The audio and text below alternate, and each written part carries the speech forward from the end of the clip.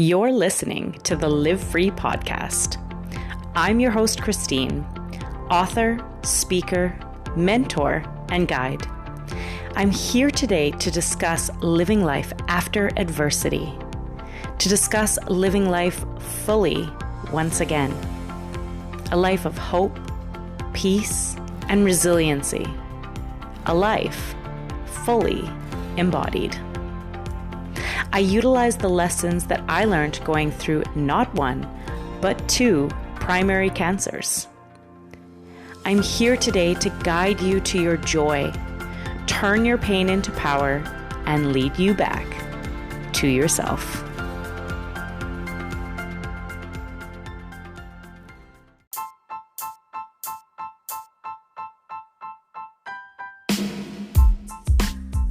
Hello and welcome to another episode of the Live Free podcast.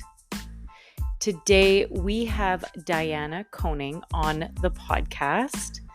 Dianna is a best-selling author and lifetime expert in trauma, grief, and resilience. Dianna Lee brings a unique blend of vulnerability and thoughtfulness to her books and public speaking engagements, captivating her audience worldwide. Through her words, Dianna invites readers on an emotional journey, delving deep into the themes of love, loss, and self-discovery. Drawing from her experience, she weaves a tapestry of rich emotions that transports readers to a world brimming with beauty and adversity. Dianna's podcast episode is extraordinary. I know that you are going to love all the little nuggets. So let's get started.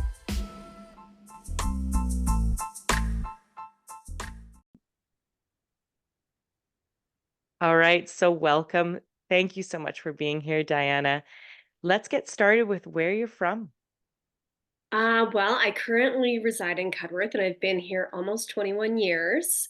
I am from my hometown of Plenty, Saskatchewan, and I grew up on a farm. Amazing. Okay.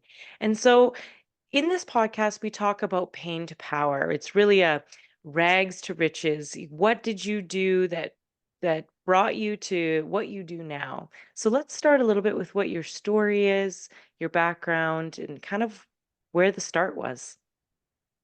Well, I was born the youngest of four kids. We had a calving season, we called it, because it was every 2 years, almost to the day, there was a kid born. And so I pulled up the tail end of that. When I was 9 months old, my mom was diagnosed with a rare brain atrophy, where her brain was shrinking. So she ended up having to go into full-time care when I was between 6 and 7 years old.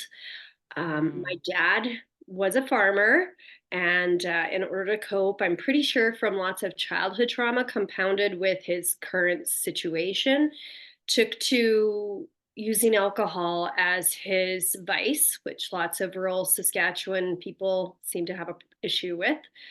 So my oldest brother, Aaron, and we kind of pulled together and got things done. My other brother, Chris, so Chris and Aaron worked a lot on the farm. My sister and I took care of the house quite a bit. When my mom was home, when I was very young, there were caregivers that came into the house. They were there for her, but a lot of them were really good to us as well.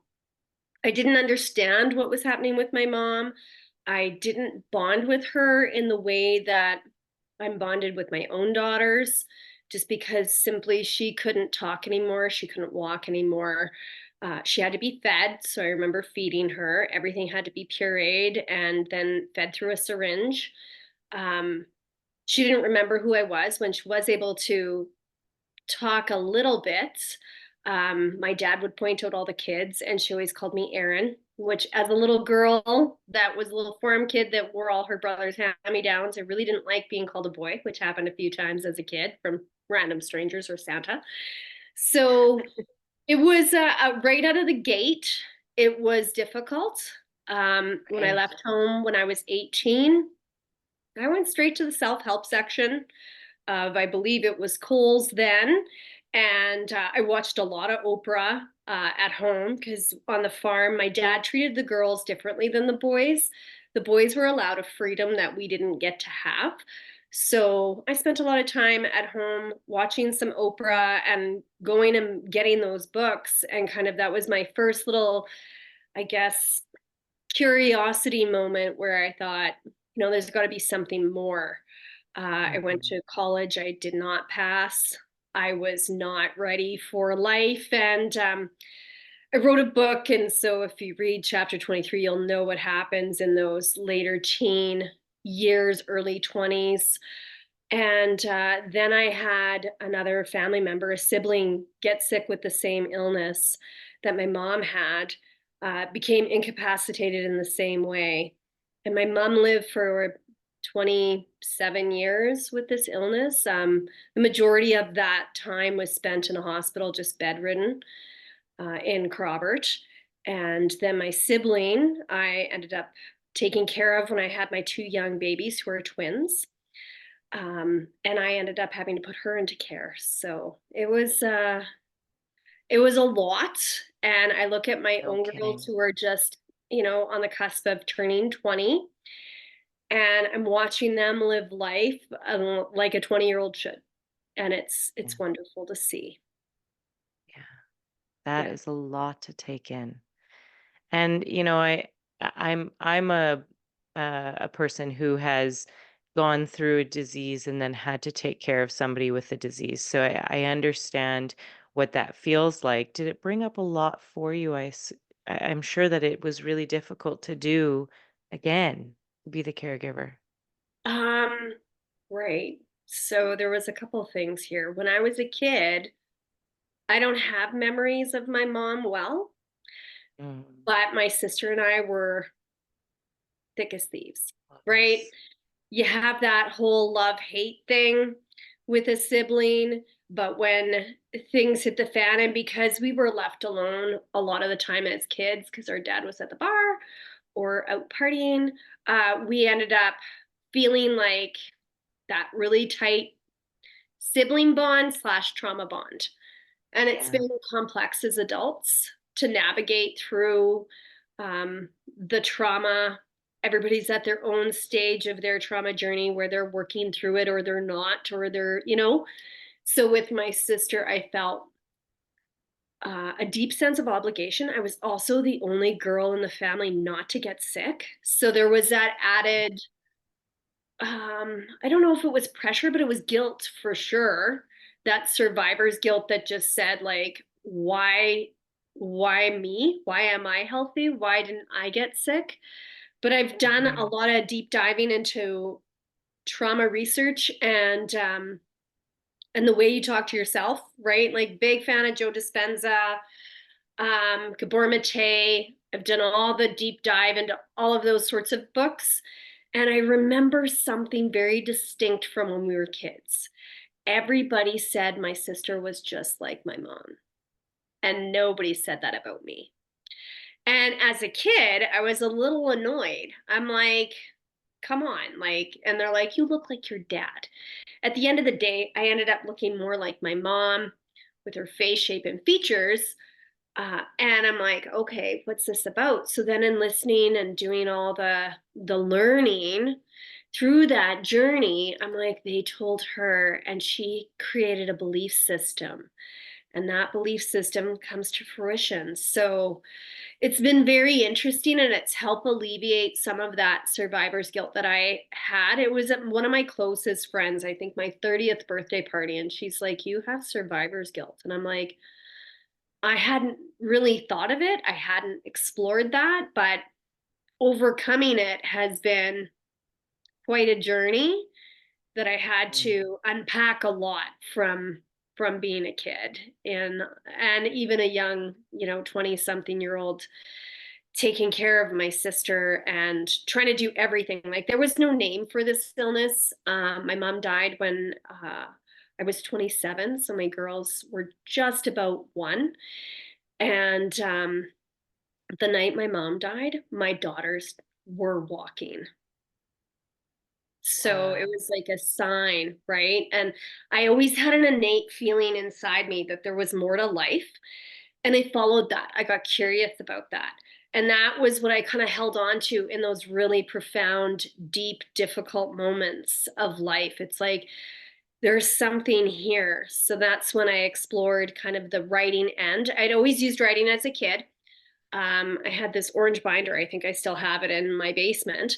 And that was kind of my journal. Like I could dump whatever I needed into there because I wasn't going to dump it on my siblings. A lot of my friends didn't understand. They were complaining about their mom. And so I worked through a lot of my emotions through my writing process. And then I published my first book in 2022. My second book will be coming out in the next couple months. It's a continuation to book one.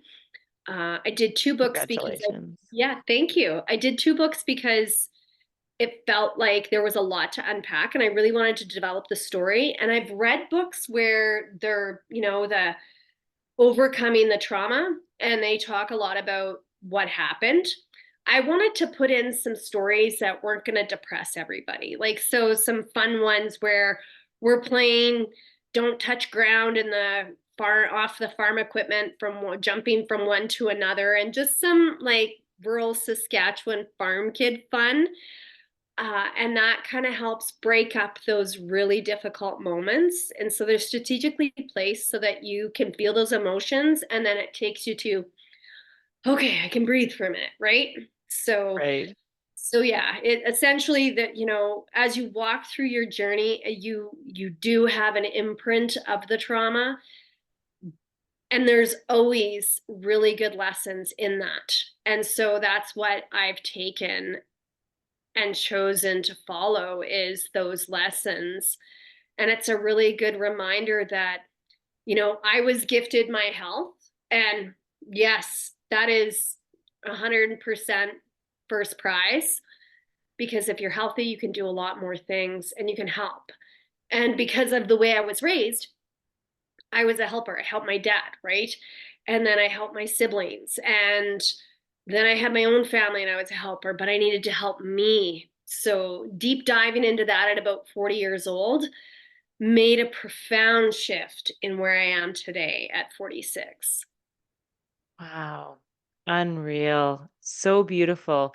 And I love how, it's this transition from you put the mask on everyone else to finally, at 40, you're like, you know what, I'm gonna try putting it on myself first and see what this is like. It's an uncomfortable moment, but and sometimes like I uprooted myself from a previous job that I had been at for like 6.5 years. And I walked into another job that was, it felt like it was too big for me. So I had to work through that. And in the process, I would take my lunch breaks and I filled up three big, thick notebooks of just dumping everything out, sorting out who I was. Sometimes I closed the office because I worked by myself. So when you're alone, it's like there's no one else to look at but you, right? Yeah. And where I work is about a half an hour drive. So I would spend that time listening to audiobooks or podcasts. And I still do to today. Like I love doing that because I feel like there's so much knowledge out there that we have access to now in the day of internet, podcasts like this. It's just there's so many people who have overcome and I wanted to really overcome my pain that I was carrying around. Like I didn't even realize it was a backpack and that backpack I impacted on everybody else. But it's like maybe I needed to sort through that and what I need to keep, what I need to let go of, and what I need to honor. Like there's a process to the whole thing. So once I started diving into all of that, I felt confident enough to release my first book, which had Hmm. been sitting there for 25 plus years in kind of a raw format. And now with the second book, I'm just as scared to release it. Like this one, Silently Said, a journey through illness and addiction. This made it to number one on Amazon. And I was shocked, and people were reaching out. And then I started doing keynotes and going to the schools. And that lit me up like I've never been lit up before. And it was just for me, but sharing that with others, and then the conversations, the vulnerability that people share after the talk when I'm, signing their books or they're buying, they just dump a lot of stuff on me. And I don't take it home. I take that and hold space for them. And I guess my journal was me holding space for myself. It's a beautiful process, and it's Yeah. very vulnerable, but as Brene Brown says, like, there's vulnerability is strength. So I've learned a lot. As a kid, we weren't allowed to have our emotions. It was very much when my grandma, who was one of my best friends as a kid, when she died when I was in grade 3, my dad looked at me at her funeral and said, "Don't you cry." And so tears weren't allowed. Mom would go back. We would bring her out on a day path. Mom would go back to the hospital, and I would want to cry. And he's like, "If you cry, your mom will cry." We would go see her, and how many nights a week, and he's like, "You can't cry. Whatever you do, don't upset your mom." And so it really detached me as a child from my own emotions without realizing it. So it was interesting, like a farmer in the 80s, he had a lot of pressure, and in the Yeah. 90s, like those were hard farming years, and recovering from the droughts and the financial stress. It was a lot, and I have a lot of empathy for him. He's passed on now. He died of alcoholism at 73. You could never, Mm. like, I had a very strained relationship with him for a long time, but then I ended up kind of putting it to rest once I started going into the journey of detaching my identity and worth from his, because we're always treating people at the level that we love ourselves. Right. Yeah. Yeah. Really, really well said. And such a difficult journey. I think parents are they're a really tough one to release and set separately from yourself, because at one point in your life, they were everything, right? And so to learn and to teach yourself that this human being is just a human being doing the best they can with what they have, and that may not have been correct for you, is a difficult journey to go through, but a very admirable one. And I'm sure that that gave you a great deal of peace. Yeah, it was complicated because, I would have conversations with my mom and she could never talk to me back. And Mhm. so then I started exploring, what is it I'm feeling when I'm with her? So Mm, it's like I knew when she was dying. It was my first day back to work after my maternity leave, which I took 10 months off. And I get a call and she's not doing well. mm, So, and I just knew, right? And when my sister was passing, I knew. And when my yeah, brother called and said dad had died, he hadn't even said it. I said, "Dad's gone," right? So it really honed in me this ability to like just know. So it's more like the biggest lessons I learned from nonverbal people is you don't need words to communicate. It's ironic because I'm a writer, a speaker, and that's what I rely on, but that's to pass the message over. And the connection that the right. audience feels is that authenticity that Brene talks about, where it's like, if you are vulnerable and you are authentic, the audience will connect, people will feel that.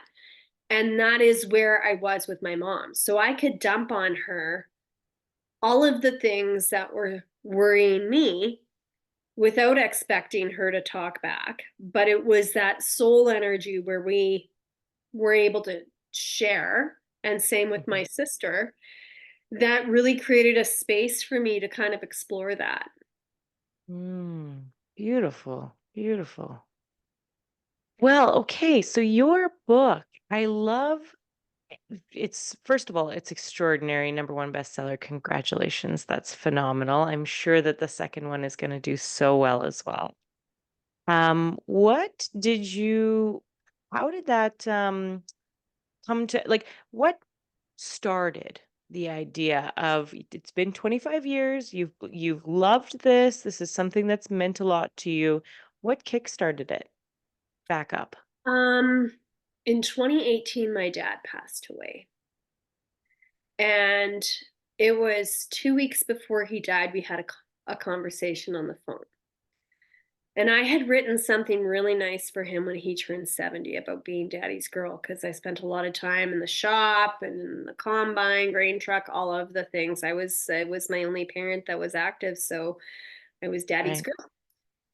And I held back for a long time because I knew what I was going to write was going to hurt him. And in Mm, 2018, he said to me, "You have to publish that book." And for a long time, he was worried about how he would be portrayed. And I get it. I think I would be too if I were him. mhm. But he said, "You have a gift and it's meant to be shared." And that was our last conversation. So it was like I needed that final blessing. I know there's a lot of people that want to write their memoir that say, my kids can't know about what happened. My parents would be devastated if they read it. And I get that. We want to honor and respect the people that we are the closest with, relational wise, but I had to overcome, I think, a lot of my own doubt. And so starting that process when I turned 40 and then 4 years in becoming brave enough to be like, okay, it's done. And as a writer, you never quite feel like your work is done. You never quite feel like it's good enough. Yeah. And so the feedback that I was getting in emails and text messages was, it surprised me. It was like I devoured that book in less than 24 hours. I couldn't put it down. That was a big theme.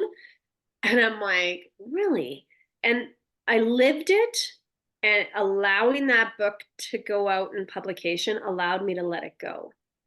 I Mhm. keep the lessons, and I love little Dianna now. Like little Dianna, I always thought I was like, I even told myself till I left my last workplace that I was too much personality for people. I talk too Mm. much, all of these things. I had this tape in my head, and I always found, like, I don't know if you find this, but I always found people to validate it. It started with my dad, it moved into certain friendships, moved into certain colleagues. They would always reiterate my belief system. And I was like, yeah, I'm Mm. like, they say I don't do this and I'm not good at that. And then, all of these things.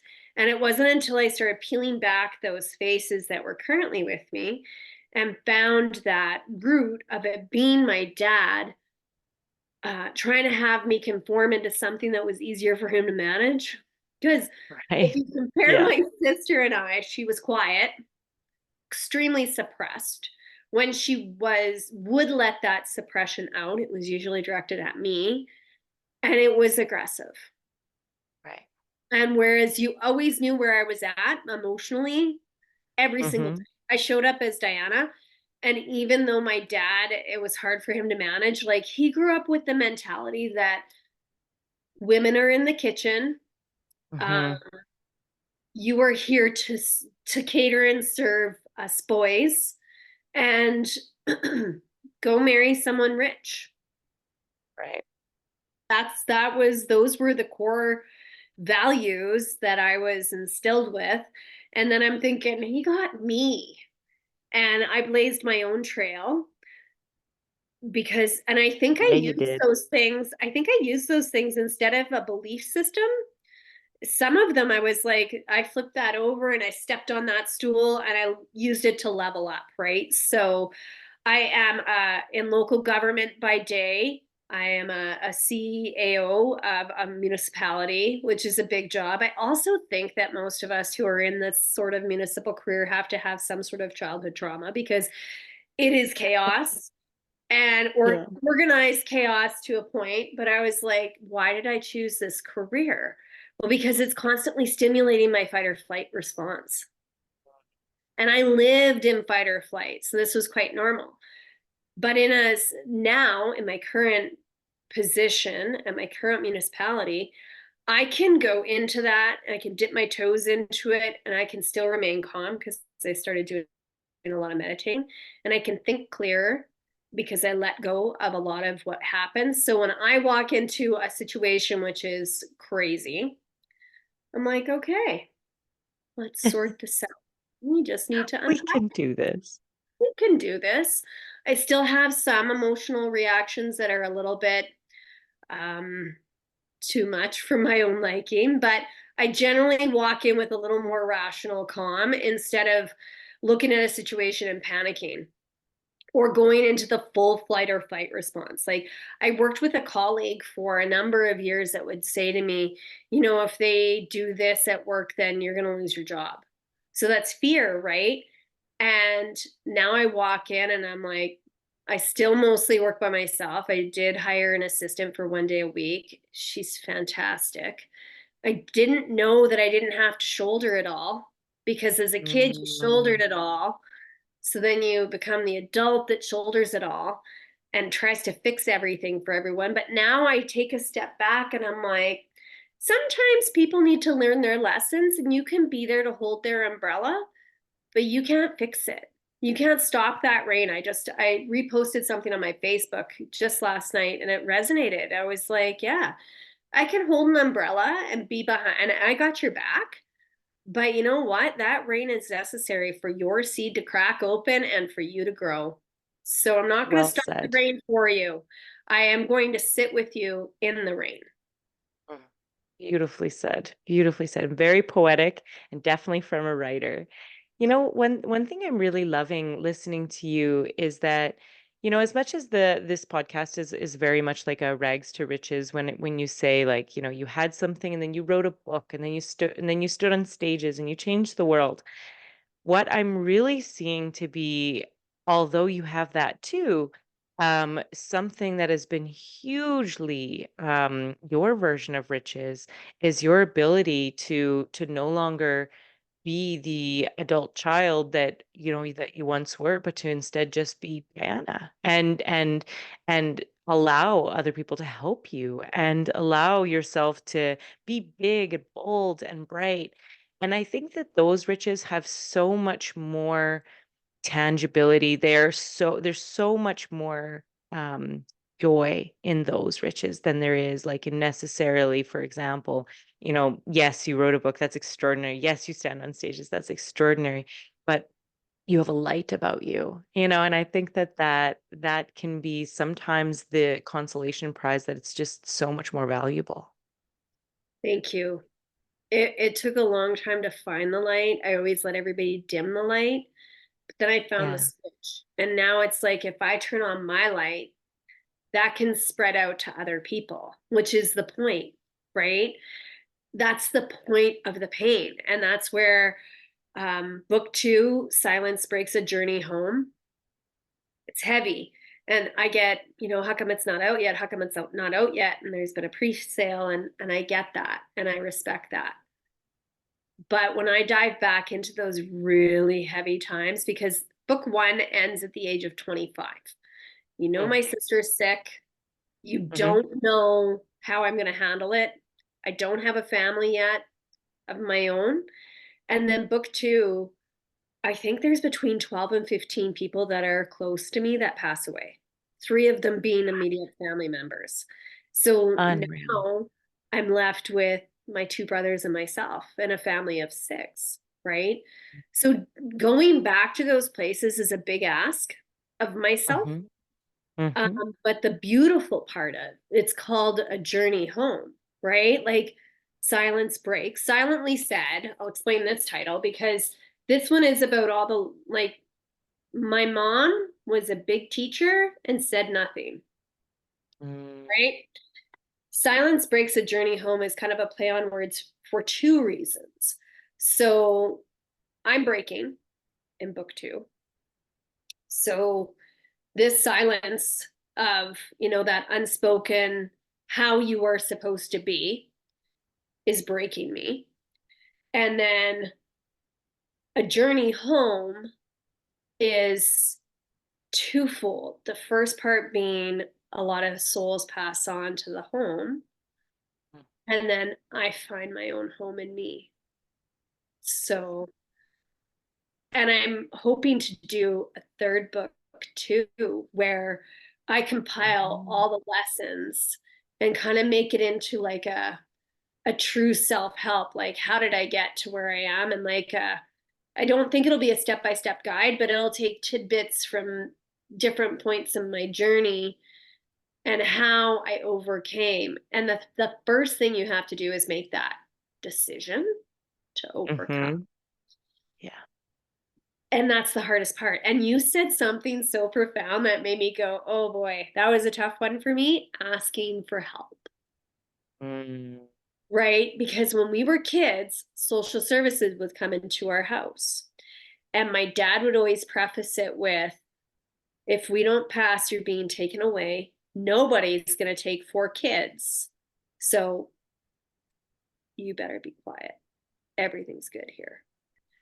And as much as it was good here, even though sometimes the power was cut off, the phone was cut off, there was no hot water, there was no food, I guess we all understood that it would be far worse if we were taken away because we wouldn't have each other. And that was the glue that held all of us together to get through it. Right. So, like understanding that you could ask for help, that was a foreign concept to me. There Mhm. was some sort of weird little unspoken badge of honor as a new mom, married to a great man. He worked full time. I was at home with the kids. My beautiful aunt, my mom's sister, and I became super close. We're still close to today. She came for a week, but I had this knowing that I thought, you can't ask for help.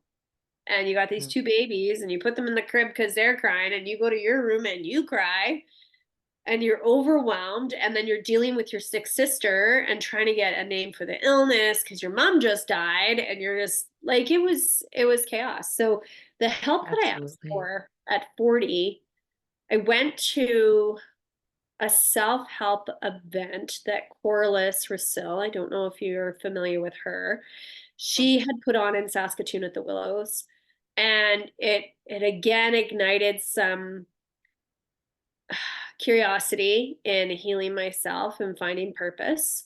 And then I went into her master class, and during that time my dad died. So it was like, oh boy, like, and we had just lost 2 of our best friends. One died of cancer, and her husband was found dead on his acreage 7 weeks later. But it was blunt force trauma to the back of the head, and we never got answers as to really what happened. So there was a lot in like 5 months. So I kind of Mhm. broke, and there was no choice but to unpack and find purpose. And when I could do a deep dive and get curious about myself, that allowed me to ask for help in a different way. And my asking permission of myself, being like, you don't have to do this all on your own. So then I would, you always have your friends. There was the friends groups of my 20s were like, are you wearing the right clothes? Are you hanging out with the right people? Let's go have drinks, like all of that. And Yeah. in my 30s, I started reading Eckhart Tolle's work. I don't know if you've, Oh, oh, love. so A New Earth, I think I read about 5 times.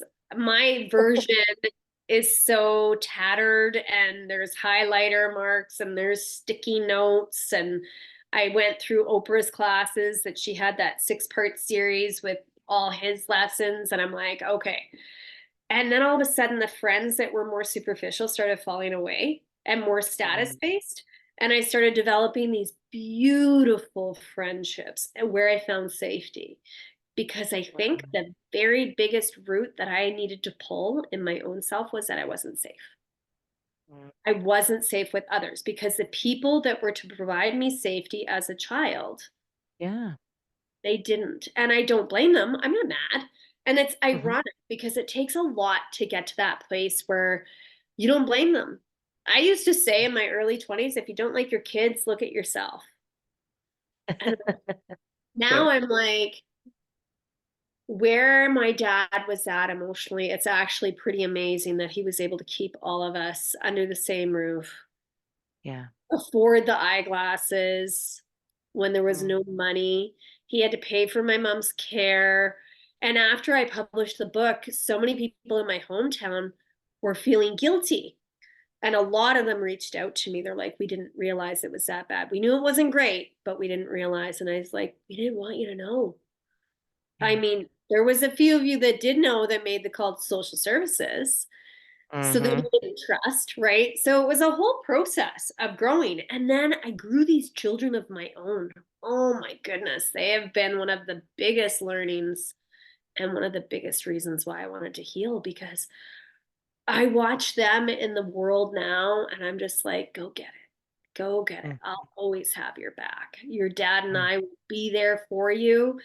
And being able to support them in a way that I didn't have, I think that's that. They talk about the intergenerational trauma. And like my dad was protected by his mom, and his dad and him had a very difficult relationship.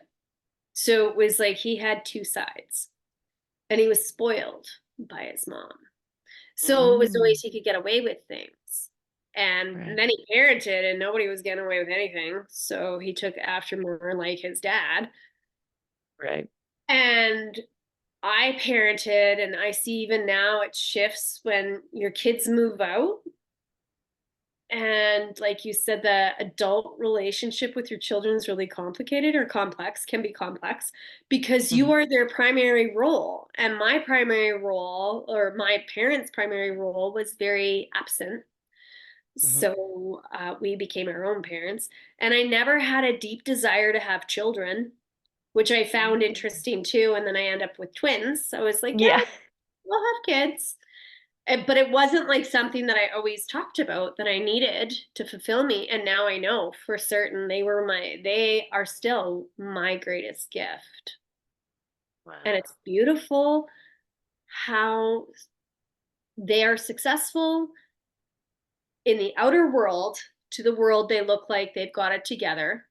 But Mm-hmm. you know that everybody, no matter if they're liked, if they're good looking, if they're popular, everybody struggles. You can't get it through this whole journey of being a person without Yeah. struggling at one point or another. So I see them through the lens of a mother. So I see a lot of beauty.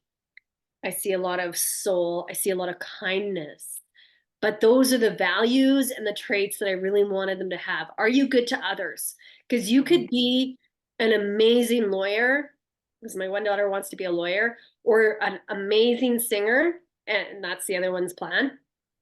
Mm-hmm. She's released 3 songs already. But if you're not kind, and if you don't have compassion, empathy, and you can't sit with people when they're in their darkest moments, that matters more to me than what Yeah. the world sees as success or defines as success. Success to me is, are you caring and compassionate to you first? And then do Mm-hmm. you pass that on to others? Right. Right. And I think that, like I'm listening and I'm thinking, your daughters, they were given something that, wasn't readily available to you, which is the ability to dream, you know? Mm-hmm. And not only are they kind, um, but also that they see this world as an opportunity, as a place for that there's good things, and so I do truly believe that you did exactly what you set out to do, to be the parent that you didn't have, because they've got these big ambitious goals. Like Mm-hmm. these aren't typical goals. Like these are coming from girls who see the world as an opportunity. And that's a big deal. I think it comes from safety. When you Yeah. don't operate in fight or flight as a child and you don't have to jockey for your worth, Yeah. that allows you to expand and Hmm. explore with the safety of knowing that no matter what happens, my Yeah. parents have my back. There you And go. so, when they were graduating, and my one daughter, they do the little thing. And so Julia gets up and they're like, yes, she wants to be a lawyer. And then Joelle didn't go to post secondary right away. And so she just put that she's going to work. Right. And so after grad, I was like, why didn't you say like your plans of like being a singer? And she's been on big stages and has good shows. And making good, connections in the industry. And she's like, I never thought of it. I'm like, just whatever. She's like, you know what? I'm just going to do what I want to do. And it shouldn't be, broadcast to everybody what my big plans are. Cause lots of us ask those teenagers, and everybody's moving into graduation season, where are you going to school? What are you going to do? Well, at 18, I can tell you, I went to school, and I told my kids this. I was like, I went to school and I shouldn't have. And I also listened to what everybody else said. I wanted to go into Yeah. broadcasting, and I was told you will be far up north or far away. So Mhm. that's not a good plan. So, okay, I got into broadcasting school, didn't go. Then I was like, I want to be a social worker and help kids like me. Well, that's going to be super depressing, I was told. So don't do that. Right. So again, I looked to the world to give me the answers. And the one thing that we both did as parents of kids that wanted to explore what they wanted to do, when Joelle said, I'm not going to school right away, I need some time, that's fine. Totally fine. We didn't buy into you'll never go back if they don't go within, right after high school, and all of the external world chatter. And then the other one saying, I want to be a lawyer, and me saying, okay, what is the purpose of that? What do you want to get from that? And it was like, I want to help victims have a voice who were assaulted, women, men who have experienced violent crimes against their body. And I feel like I can make a difference. I'm like, okay, that is good. Beautiful. If you're not there to make a whole pile of money, which she probably will do just fine at, but I needed Mhm. her to find her own purpose to that, because if it's not tied to that, like I would have excelled in radio and I would have excelled as a social worker because those were tied to my purpose. But then I moved into careers that weren't chosen, like they were chosen for me, not by me. So I didn't want to Right. limit the girls. And that is the expansiveness. My daughter's moving to Vancouver to go to music school at SAE, and she will be doing sound engineering so she can produce her own music and other people's music. And I'm like, you're going to be 2 provinces away from me. And we're a very tight knit family. We see each other Right. probably every weekend. And I'm like, okay, you got to fly. It's going to break. I would break my own heart so you can choose your dreams over what I want for you. And all I want for you is happiness. So if that's what you want to go, we've always said to the kids, Dad and I were 100% portable. We can make it to where you are, wherever you Love land. that. Yeah. Love I that. don't want them to limit where they go in life based on geography. Yeah. Oh, that's amazing. So supportive.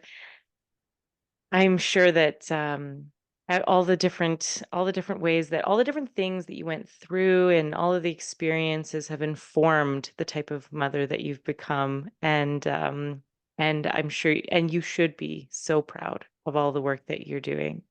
I Thank want to you. begin to bring this full circle. I'm curious about um, somebody going through an experience of illness is really the mental illness, all of these different things. Somebody in your position at say 25 years old, what might be something that you would tell yourself or them in that position that can help them to bring you to this really solid, very aware person that you've become? That's a really good question. I would say there's a couple things. So when my sister was dying, my brother sent me a song. I can't remember who sang it, but every storm runs out of rain. Mm. And it's kind of like the age old adage that this too shall pass. You Mhm. feel like you are in a tornado and you have no control. And it really brings to light what matters. Mhm. So if you can anchor in to what matters, like the most beautiful and heartbreaking journey that I went through was when my sister was dying. And it took Mhm. 3 weeks. And I'll go into detail in that in book 2. But Mm. there were moments where I was counting the seconds between her breath, and I could feel that energy of transition moments happening. And I've been trying to get back there ever since, which is weird because it's like that event also had me in grief for a full year where I didn't want to go Mhm. downtown. I didn't want to see anybody. I would go to work. I was not the mother that I needed to be for my kids, but I was really devastated. But it's Fair. ironic that at that point in life, I knew that I wanted to get back to that same spot of awareness of, yes, hard times happen, but there is so many lessons. It's that point. I always use this analogy in all my talks. That's when you're being planted. Mm. And what does a plant need to survive? What does a seed need to break? It needs water, right? Mhm. So that's your tears Mhm. and the tears of others that surround you in love and light. It needs light, and you are in darkness because you're underneath the ground. So you let others in and ask for help. Help is the light. And then it needs a rich soil. So that you enrich your soil with learning, listening, learning from podcasts and books, listening to your gut, because it generally that gut brain, it's pretty accurate. So I would say anchor into those things. And for some people, that comes in the form of faith. For me, it comes in the form of meditation. And in some of the meditations, it's so funny because I've got the Calm app and it's wonderful. And I do, a 10-minute or 34-minute meditation. And lately I've been doing them at bed and falling asleep. That's fine. It's been tiring lately. Um, but I've anchored in on some new meditations that take me to that exact feeling that I had when my sister was passing, which is very much a pulsating of the body, an awareness of the energy, and a connectedness with the whole universe. Like, I'm the person that stayed up till 1 in the morning watching the Northern Lights 2 nights in a row. And then I was exhausted the next couple days. But I'm like, that's okay. Because I like to just even take those moments and stand outside. I bare feet. I believe in grounding energy of the earth and just look up at the universe and realize that we are so much more than our human experience. There is a power and an energy, and your thoughts. What does Joe Dispenza talks about this, about your thoughts and your feelings, and that they're two different things. A thought Yeah. will ignite the feeling, and if you can have a good moment in our reality here, it's going to tie it towards this good feeling, and you're going to want more of that. But our nature is the trauma. And when you have those bad feelings, that embeds deeper in the brain.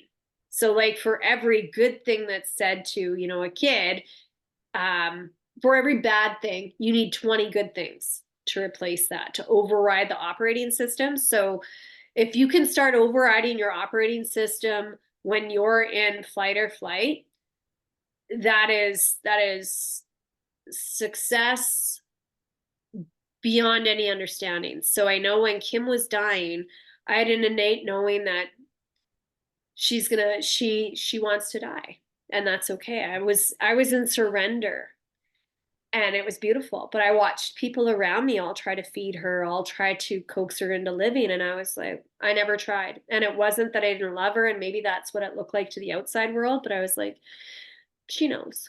She's following her internal guidance system because I'm following mine. But I That's know right. like 9 months before when that had happened, another time, I was desperate for her to live and I was begging her to live, and she did. But as soon as, because our souls were really connected, as soon as I surrendered, I was like, I'll be okay. I'll be okay. So anchor into those moments of stillness with yourself. Give yourself a little space to do some meditating, maybe in some gratitude.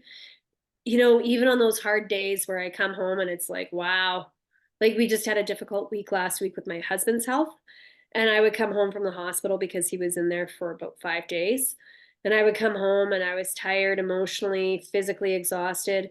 I would sit with my gratitude journal and find things to be grateful for. You know, the nurses, the doctors, the cleaners, the cooks, like it didn't matter.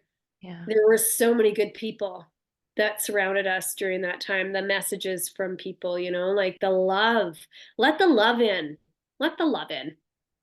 I love that. What a great, great piece. And let the love in sounds so much to me like let the light in. With that Mm. seed. I love that analogy of the seed. Okay, well, I think that this may be an opportune time to begin to close. Is there anything that you'd like to leave the listeners who have listened to your story or any final thoughts of any kind? I would say life is going to be full of ups and downs. We're on this roller coaster together. And if we can look at people, this was a big lesson I had to learn because in trauma response, you look at people as doing things to you, right? You're the Mm. victim. I was a pretty good victim for a long time. But if you can learn to look at people and their actions and realize that's to do with their own relationship with themselves, that it will change your interactions with people. I mean, I slip up some still. I have those very big emotional reactions, but I always catch myself maybe sometimes after the fact.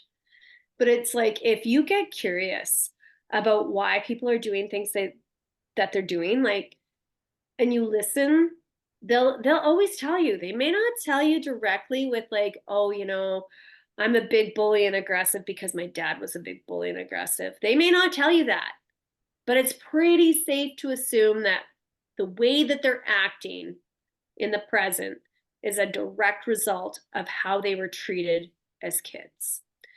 And that allows compassion in. So now it doesn't mean that you can't set boundaries. It's healthy to set boundaries. I was terrible at that. And I only started setting boundaries, you know, in the last 5 years, 6 years.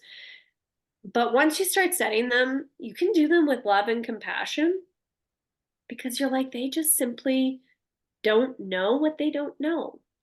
So, and if you're bringing an energy into the room when you're going to be setting a boundary that's confrontational, even if the words that you say aren't confrontational, they're going to feed off that. They're going to feel that and they're going to be like, whoa. You know, have you ever walked into a room and you just feel tension or Oh, yes. something going on and nobody's talking? What? Mhm, And I used to be like, what did I do? And now I'm like, mhm. okay, this is feel this out. This has nothing to do with you. Don't assume everything is about you. Um, and the way that you bring yourself in with that energy. But setting safe boundaries, getting curious about why people are the way they are, and learning that you get to set your baseline of energy. So if you walk in, there was a coworker I had, and if she didn't say hello to me in the morning, I remember distinctly feeling like, okay, it's going to be one of those days. It's going to be a bad day. She's angry. Mm. She's, you know, she's ticked. And then I just remember one day she came in, she didn't say hi to me. I turned around back to my computer and I sat down. And I said, I am not going to let her energy define me today. And then from there on, I learned to walk in my own shoes instead of trying to chase after her approval because some people aren't going to give you the approval. You need to give you the approval to be who you are. So, yeah, Wow. Wow. So well said. So well said. Well, thank you so much, Jana, for being on the podcast, for telling your story so vulnerably, for letting us in on what's happening in your life now. I'm so grateful to have had you and to have this conversation. it was really nice to be here. It's been great to meet you. And I look forward to listening to all your podcasts. And I really, truly appreciate the energy that you bring to this podcast and that you're doing this to help people. That's just beautiful. Oh, thank you. Now, where can people find your book? You can go on Amazon. It's in a lot of the local Indigo bookstores. They've got a little special section that is local interest. Um, yeah, you can order it directly from me. I have a few hundred copies on hand right now. Yeah, It's been a great journey, and it's where I feel like I can be the most impactful, not only to the people who read it, but it's really impacted me to be able to do my life's work, which I've known since I was like 19 I was supposed to do this. So it's really Beautiful. great to walk in authentic shoes. Amazing. I will link all that in the comments. Thank you. Perfect. Thank you. Thank you so much for listening. If you loved this last episode, then consider rating the podcast. Those few seconds that it takes makes a huge difference. Also, if you are interested in mentorship, transformational programs, or reading the book Unbroken, Rising Above, Thriving Within, then take a look at the show notes for all the resources and links. Always remember, you can overcome any obstacle. Let's do this together.